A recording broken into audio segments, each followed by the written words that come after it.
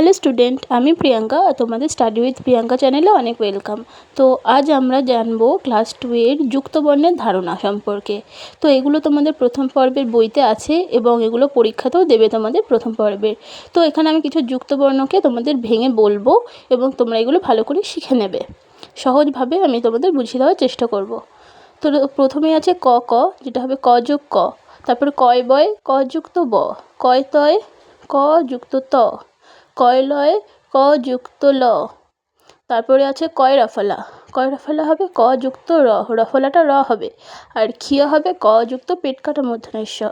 ক্ষয় রফলা খ যুক্ত অন্তের ছ। গয় রফলাটা তোমরা বলো তো কী হতে পারে, এটা কমেন্টে অবশ্যই জানাবে কী হবে। তো আমি এটা বললাম না। তো গয় নয় হবে গ যুক্ত ন, আর গয় লয় হবে গ যুক্ত ল, এবং গয় ধয় হবে গ যুক্ত ধ। তো তোমাদের এরকম আরও ভিডিও পেতে অবশ্যই চ্যানেলটিকে সাবস্ক্রাইব করে দিও। বাই।